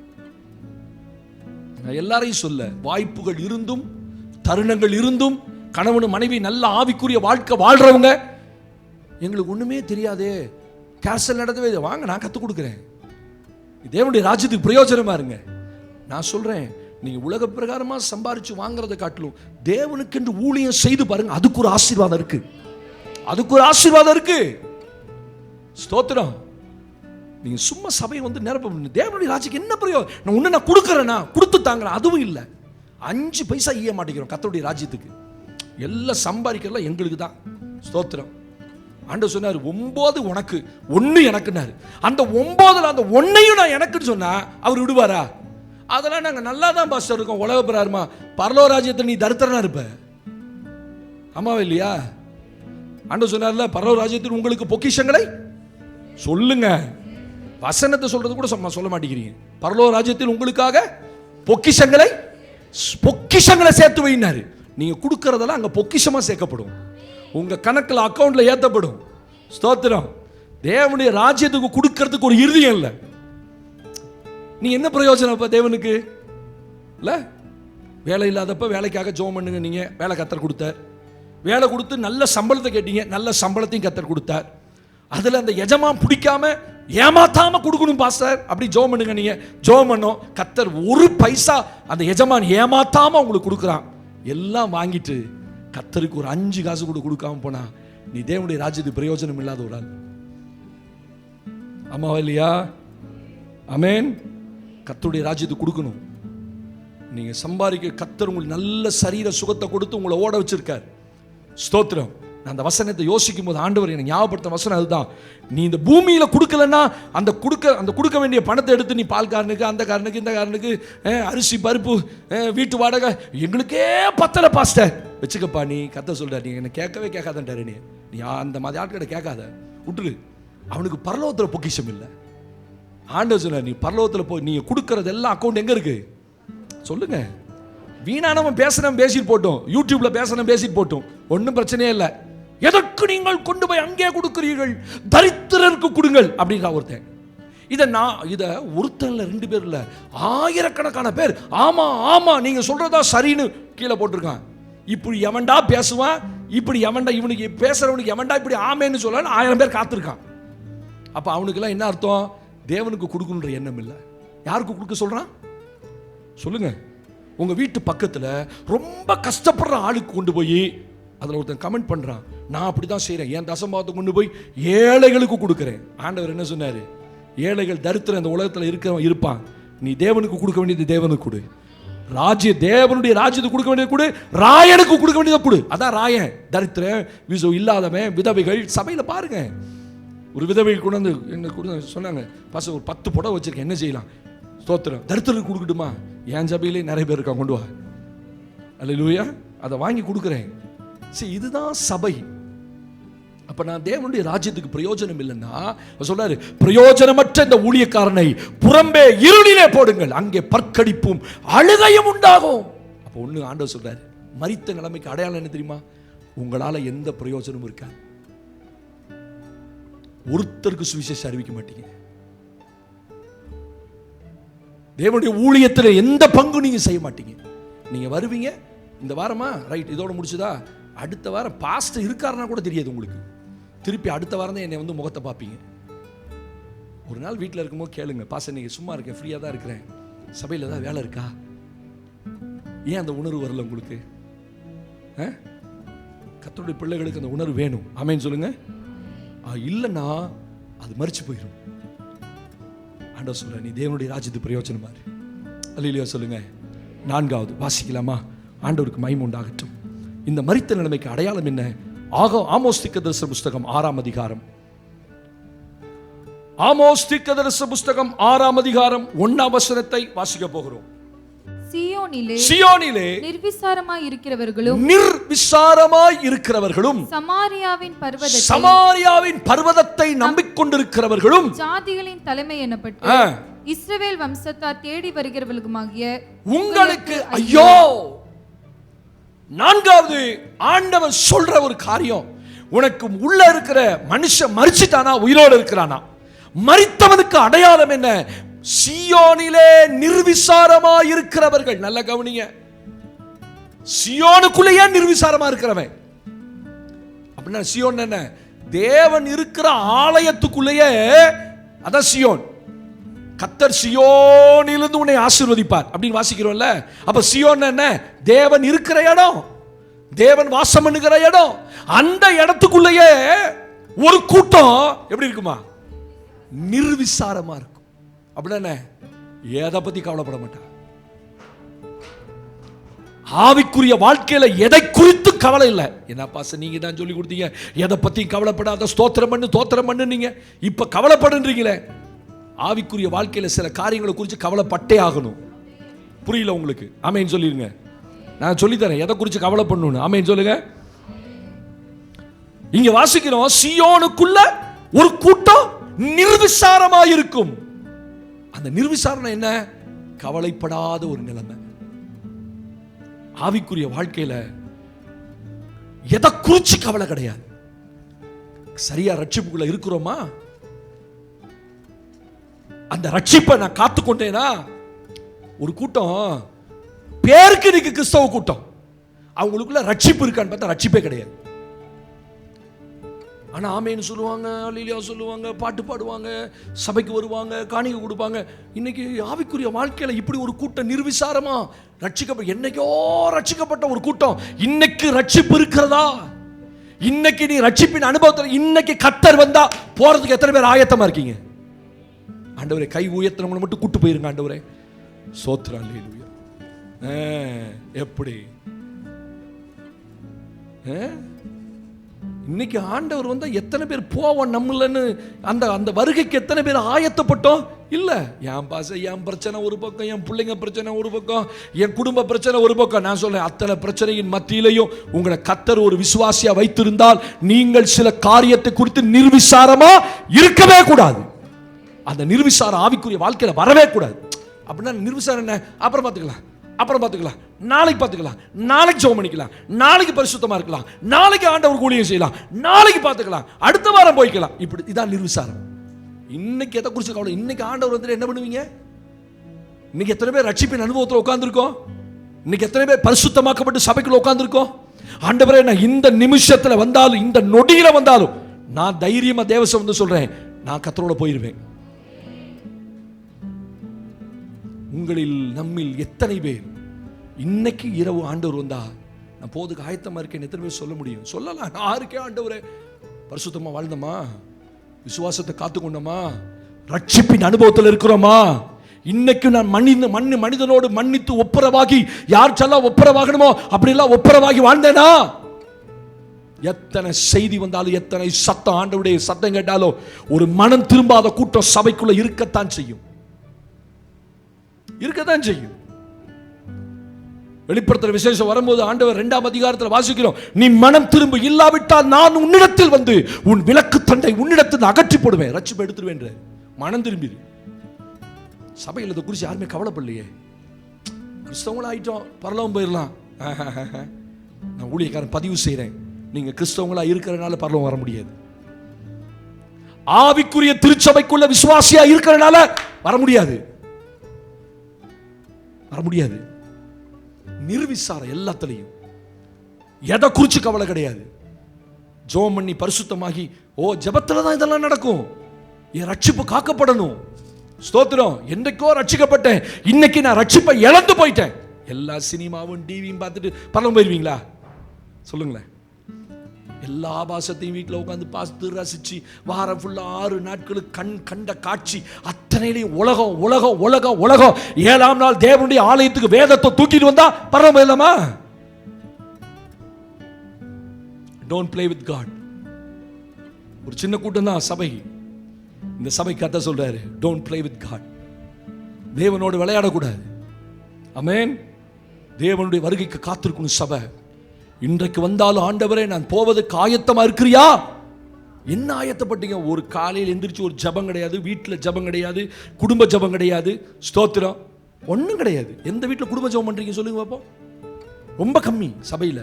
கணவனும் மனைவியும் ஜபம் பண்ணி எவ்வளோ நாள் ஆச்சு?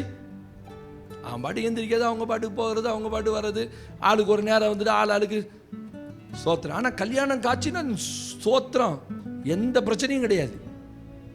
ஆனால் வீட்டில் குடும்ப ஜபம் இருக்கா? ஒன்றும் கிடையாது. பிள்ளைகளை ஜபிக்க சொன்னீங்களா? உங்கள் சின்ன பிள்ளைகளை ஜபத்தில் முழங்கால் போடு, இன்னைக்கு ஜெபம் பண்ணியா? நீ உங்கள் சின்ன பிள்ளைகளை கேட்டீங்களா? கேட்க எதை குறித்து கவலையே கிடையாது. ஆனால் ஆண்டவர் வந்தோன்னே பறந்துருவோம். எப்படி பறப்பீங்க? உங்கள் பிள்ளைகள் சரியான ரட்சிப்பில் இருக்கான்னு கவனிங்க, கண்காணிங்க. அது என்ன செல்போனில் பார்க்குதுன்னு கண்காணிங்க. அதை பரிசுத்தத்தில் வளர்க்க வேண்டிய பொறுப்பு உங்கள் கையில் தான் இருக்குது. என் கையில் தான். என் பிள்ளைகளை குறித்து உங்கள்கிட்ட கேட்க மாட்டேன், என் பிள்ளைகளை குறித்து என்கிட்ட தான் கேட்பார். நீ ஏன்டா ஒழுங்கா வளர்க்கணும், நீ ஏன்டா ஒழுங்கா ஜெபம் பண்ணல? ஸ்தோத்திரம். நான் என் பிள்ளைகளுக்கு அதிகாலை எந்திரிச்சு முழங்கால் ஜெபித்திருக்கணும். அதுதான் அந்த பிள்ளைகளை தப்பு வைக்குது. தெரியுமா உங்களுக்கு? அந்த வாலிப பிள்ளைகளை இன்ன வரைக்கும் தப்பு வச்சு நிறுத்த தெரியுமா? உங்களுடைய ஜெபம். இது நிறைய பேரண்ட்ஸ்க்கு கிடையாது. ஒரே வீட்டுக்குள்ள பிரச்சனை, சண்டை, பிரச்சனை, மாம்ச பலத்தில் போராடி அதெல்லாம் கரெக்ட் பண்ண பார்க்குறீங்க. ஆனா ஜெபத்தை தவிர நீங்க போராட வேண்டிய ஒரே ஆள் கர்த்தர் ஒருத்தர் தான். ஆமென். கர்த்தர் ஒருத்தர் தான். கணவனும் மனைவியும் கைகோத்து ஜெபிக்கணும். வருகைக்கு சொல்லணும், ஆண்டவரே இந்த இரவு படுக்கும் போது இந்த இரவு உம்முடைய வருகை இருக்குமானால் அந்த வருகையில் நான், என் குடும்பமும், என் சபையும் காணப்படணும். நாங்க ஜெபம் மட்டும் படுக்கிறோம். எப்போ வருவீங்கன்னு எங்களுக்கு தெரியாது. நான் பாட்டுக்கு படுத்து நம்ம ஜெபம் கூட பண்றதில்லை. தூங்க போகும்போது அந்த ஜெபத்துக்கு கூட பண்றதில்லை. அந்த உணர்வே இல்லை பாருங்களேன். நைட்டு படுக்கும் போது உணர்வு கிடையாது. காலையில் என்ன கிறிஸ்தவ வாழ்க்கை வாழ்றோம்? நாங்கள் ஆவிக்குரிய பெந்தேகோஸ்தே சபைக்கு போறோம். என்ன பெந்தேகோஸ்தே? வெந்தகோஸ்தே தான். இது வெந்தகோஸ்தே இல்லை, வெந்தகோஸ்தே சபை. எந்த குணாதிசயமும் கிடையாது, எந்த ஒரு என்ன சொல்றது, ஒரு ஒழுங்கும் கிடையாது. நான் கொஞ்சம் காரசாரமாக தான் பேசுறேன். ஏன் தெரியுமா? கர்த்தர் என்ன பேச வைக்கிறார். நீங்க பரலோகத்துக்கு வரணும். நிர்விசார சபைக்குள்ள காணப்படக்கூடாது. நிர்விசாரணை தெரியுமா? நாளைக்கு கரெக்ட் பண்ணிக்கலாம், நாளைக்கு சரி பண்ணிடலாம், அடுத்த நாள் பண்ணிடலாம், இன்னும் ஒன்று பண்ணிக்கலாம், பார்த்துக்கலாம். ஆண்டவர் வரதுக்கு டைம் இருக்கு. தேவன் சபையோட பேசுறார். ரொம்ப காலம் அல்ல. சரி, கர்த்தருடைய வருகை கூட தள்ளி போகட்டுமே. நீங்க சொல்ற மாதிரி அவர் எங்க பாச வரப்போறார். உங்க மரணம் சபீச்சுன்னு என்ன பண்ணுவீங்க?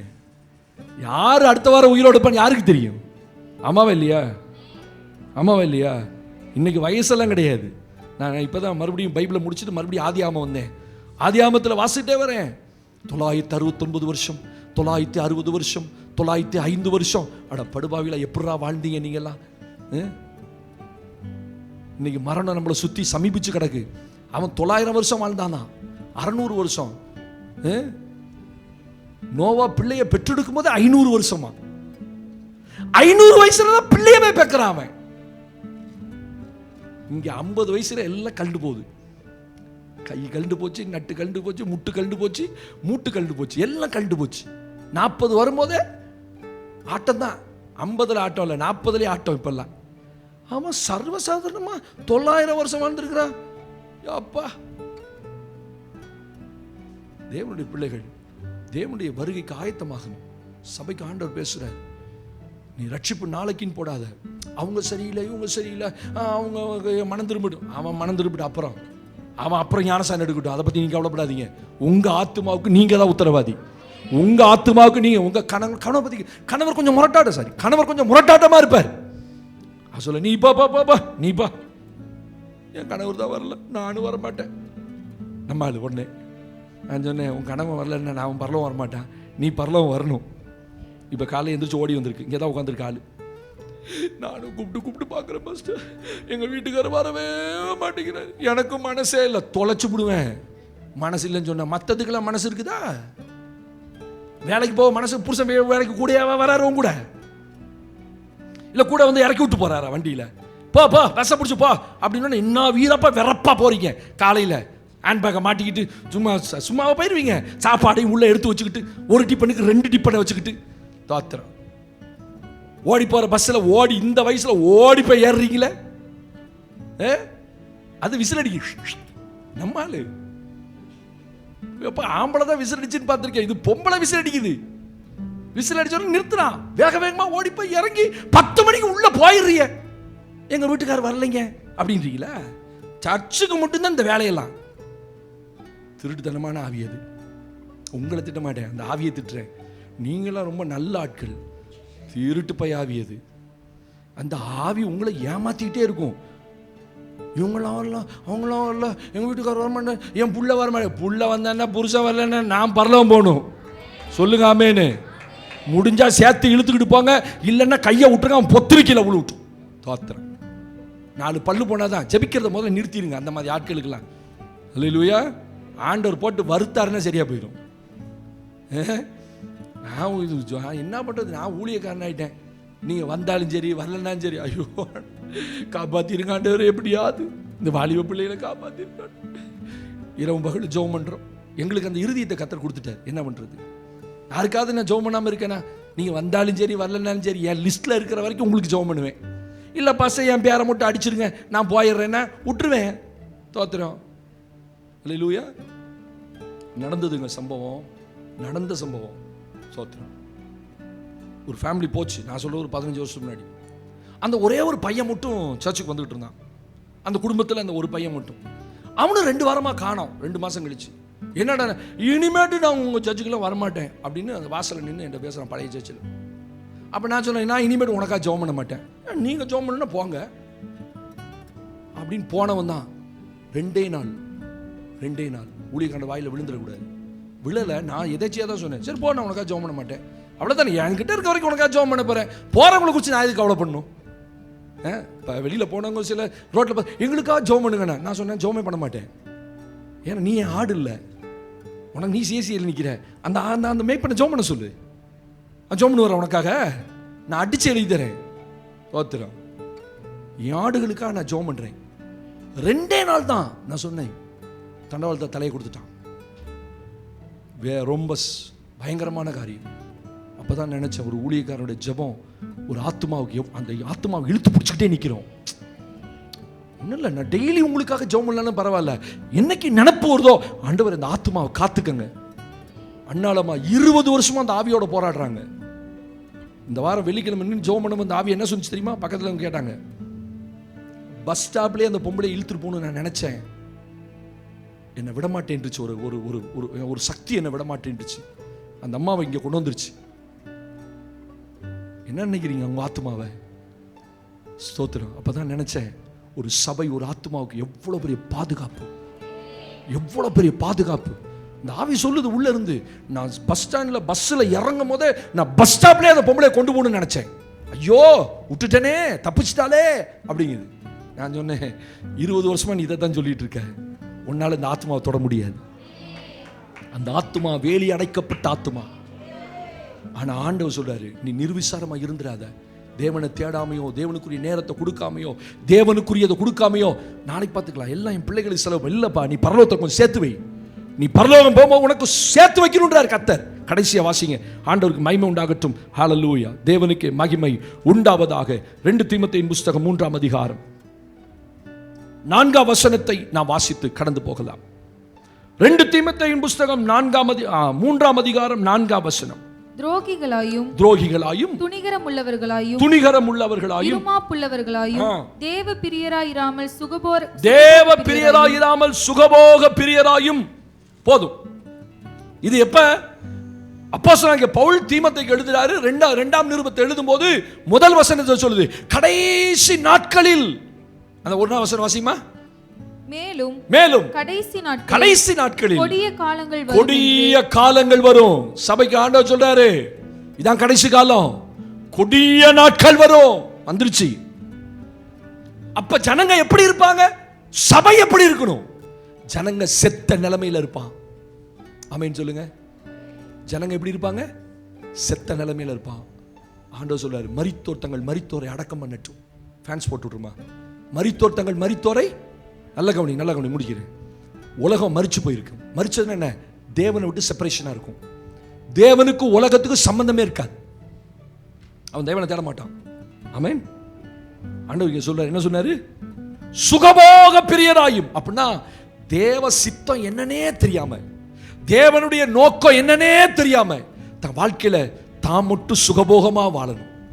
இந்த உலகத்துல வாழணும், அதை அனுபவிக்கணும், இதை அனுபவிக்கணும், ஓ அங்க போகணும், இங்க போகணும், இப்படி சம்பாதிக்கணும், அப்படி சம்பாதிக்கணும். தேவனுடைய சித்தத்தை தேடாத ஒரு கூட்டம் கடைசி நாட்கள் இருக்கும் இந்த பூமியில. அது செத்த கூட்டம், அது மௌனத்தில் இறங்குகிற கூட்டம். கர்த்தர் சொல்றார், நாமோ இது முதற்கொண்டு கர்த்தரை துதிப்போமாகனா என்ன அர்த்தம்? நீ சுகபோக பிரியனா வாழணும்னு நினைக்காத. இந்த பூமியில தேவனை விட்டு செப்பரேஷனா வாழணும்னு நினைச்சிடாத. தேவனுக்கு எது பிரியம், தேவனுடைய சித்தம் என்ன, தேவனுக்கு என் வாழ்க்கையில என்ன நோக்கம், இத சபை கற்றுக்கொள்ளணும். அதுதான் உயிரோடு இருப்பதுக்கு அடையாளம். சபைக்குள்ள ஒரு கூட்டம் இருக்கும், தேவனுடைய சித்தத்தை குறித்து கவலையே பட மாட்டாங்க. தேவனுக்கு எது பிரியம் கவலையே பட மாட்டாங்க. ஸ்தோத்திரம்.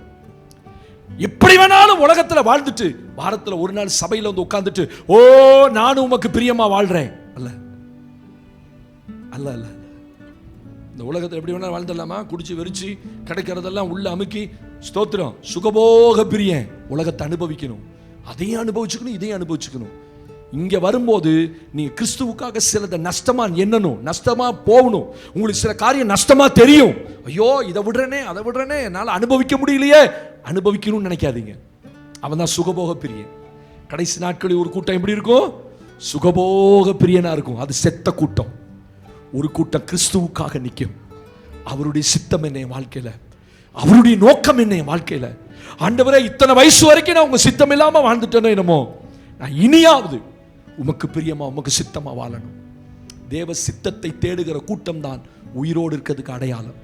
உங்க வாழ்க்கையில சின்னதோ பெருசோ எல்லாத்துலயும் நீங்க தேவனுடைய சித்தத்தை தேடணும். தேவனை சார்ந்து கொண்டு வாழணும். இந்த பூமியில தேவன் இல்லாம வாழ்ந்துடக்கூடாது. ஆமென் சொல்லிருங்க சத்தமா. அல்லேலூயா. ஒரு கூட்டம் தேவன் இல்லாமல் தைரியமாய் வாழுது. அது எப்ப போகும்னு அவனுக்கே தெரியாது. ஆண்டவர் சொல்ல, அந்த கூட்டத்தில் நீ இருந்துடாத. மரித்தவனுக்கு அடையாளம் தேவ சித்தத்தையோ தேவ நோக்கத்தையோ தேட மாட்டான். அவன் சுகபோகமா வாழணும் மட்டும்தான் நினைப்பான். இந்த பூமியில் அதை கட்டணும், இதை கட்டணும், வீட்டை கட்டணும், ஒரு வீட்டுக்கு 4 வீடு கட்டணும். அவன் நோக்கமெல்லாம் பூமி பூமி பூமி பூமி பூமி. ஸ்தோத்திரம். நாம் பூமிக்குரியவர்களை தேடாமல் அழிந்து போகாத நித்தியத்துக்குரியதை தேடணும்னு கர்த்தர் விரும்புகிறேன். ஒன்று சொல்லிருங்க, நான் உயிரோடு இருக்கிறதுக்கு ஒரே ஒரு அடையாளம், நான் சுகபோகமா வாழ விரும்பல, நான் பரலோகத்துடைய சித்தத்தை அறிந்து வாழ விரும்புகிறேன். அப்படியே எழுந்து நிற்போம் தேவ சமூகத்தில்.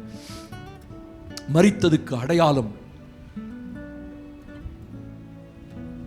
அப்போஸ்தலனாகிய பவுல் எபேசு சபைக்கு எழுதுகிறார், தூங்குகிற நீ மரித்தோரை விட்டு எழுந்திரு, அப்பொழுது கிறிஸ்து உன்னை பிரகாசிப்பிக்க பண்ணுவார். மரித்தோரை விட்டு எழுந்திரு. அந்த மரித்தோருக்கு அடையாளம் என்ன? ஆண்டவர் சொன்னார், அவன் தேவனை தேடவே மாட்டான், உணர்வே இருக்காது. 5 பாயிண்ட் கொடுத்துருக்கேன். 5ல கர்த்தர் உங்களோட என்ன பேசினார்? நீ தேவனை தேடுகிற உணர்வு இருக்கா? உம்முடைய கற்பனைகளின்படி வாழ என்னை உணர்வு உள்ளவனாக்கும் ஆண்டவரே. தாவீது ஜெபிக்கிறான், இந்த பூமியில நான் எப்படி வேணா வாழக்கூடாது, உம்முடைய கற்பனையின்படி வாழணும். அதான் உணர்வு. தேவனை தேடணும், அதுதான் உணர்வு. தன்னை தேடுகிற உணர்வுள்ள உண்டோ என்று பார்க்க கர்த்தர் மனுபுத்திரனை பரலோகத்திலிருந்து கண்ணோக்கினார். இப்ப ஆண்டவர் சபையை பார்க்கிறார். இதுல எத்தனை பேருக்கு உணர்வு இருக்குது? தேவனை தேடணும். அதிகாலையில் ஞாயிற்றுக்கிழமை தேவனுடைய நாள், நான் தேவனுடைய ஆலயத்துக்கு வரணும். இதுதான் என் உணர்வு. கர்த்தர் சொன்னார். 2வது, ஒரு தீர்மானத்தோட வாழணும். உயிரோடு இருக்கீங்க அப்படின்னா நீங்க தீர்மானத்தோட வாழணும். இந்த பூமியில் இருக்கிறவன் யாரு தீர்மானத்தோட வாழ மாட்டான். அவன் உலக பிரகாரமா தீர்மானத்தோட வாழ்வான். சம்பாதிக்கணும், அங்க போகணும், இங்க போகணும், வயசு இருக்கும் போது எல்லாத்தையும் செய்யணும். ஆனா தேவனுடைய பிள்ளைகளுக்கு அப்படி அல்ல. தீட்டுப்படாதபடி வாழ்வதற்கு ஒரு தீர்மானம், பரிசுத்தமாய் வாழ்வதற்கு ஒரு தீர்மானம், விசுவாசமா வாழ்ந்து விசுவாசமா மரிக்கணும், அப்படி ஒரு தீர்மானம். அதான் தீர்மானம்ப்பா. ராஜாவின் போஜனத்தினால் என்னை தீட்டுப்படுத்தக்கூடாது. தேவனுடைய பிள்ளைகளே, சபைக்கு ஆண்டவர் சொல்ல, உன்னை தீட்டுப்படாம பார்த்துக்கோ, தீட்டுப்படுத்தாதபடி பார்த்துக்கோ. தேவனுக்கான சில தீர்மானங்களோடு இரு. ஆண்டவர் சொல்றார். 3வது, தேவனுக்கு மகிமை உண்டாகட்டும், பிரயோஜனமானவனாரு. ஆண்டவரை பார்த்து சொல்லுங்க, நான் இதுவரைக்கும் எப்படி இருந்தனோ தெரியாது. இந்த செய்தியை நீங்க செய்தியா கேட்டுட்டு கூட போயிடலாம், வாரந்தோறும் ஒரு செய்தியா. ஆனா கர்த்தர் இன்னைக்கு பேசுறார் உங்களோட. நீ தேவனுடைய ராஜ்யத்துக்கு பிரயோஜனமாயிரு, ஒரு பிரயோஜனமாயிரு. ஒரு 2 ஆத்துமாவுக்கு சுவிசேஷம் சொல்லு. ஆத்துமாவுக்கு சுவிசேஷம் சொல்லாம தேவனுடைய ராஜ்யத்துக்கு, ஊருக்கு பிரயோஜனமா இருந்த என்ன பிரயோஜனம்? ஆண்டவர் சொல்ற, நீ எனக்கு என்னமா பிரயோஜனமா இருந்த? ஸ்தோத்திரப்பா. கர்த்தர் இந்த காலையில தான் பேசுறார் நம்மள்ட்ட. நிர்விசாரமா இருந்துடாத. மரணத்துக்கு அடையாளம், மரித்தவனுக்கு அடையாளம் நிர்விசாரம். அப்படின்னா மனம் திரும்பவே மாட்டான். நாளைக்கு பார்த்துக்கலாம், நாளைக்கு பார்த்துக்கலாம், நாளைக்கு பார்த்துக்கலாம். கர்த்தர் சொல்ற, இன்னைக்கு ராத்திரி நான் வந்தா நீ என்ன செய்ய போற? மனம் திரும்பினியா? மன்னிச்சியா? ஒப்புரவாகனியா? ஆயத்தப்பட்டியா? ஜெபித்து ஆயத்தமாகனியா? கடைசியா சொல்றாரு, ஒரு கூட்டம் சுகபோகமா இந்த பூமியில வாழும். ஏதோ ஆயிரக்கணக்கான வருஷங்கள் வாழ போறது போல அனுபவிக்கணும்னு வாழும். ஒரு கூட்டம் இயேசுவுக்கு பிரியமா வாழுகிற ஒரு கூட்டம். கை உயர்த்தி சொல்லுங்க, ஆண்டவரே, நான் எந்த நிலைமையில இருந்தாலும் சுகபோகமா வாழ்ந்துடக்கூடாது. சுகபோகமாய் வாழுகிறவன் உயிரோடு செத்தவன். நான் ஆண்டவரே உங்க சித்தத்தோட வாழணும்.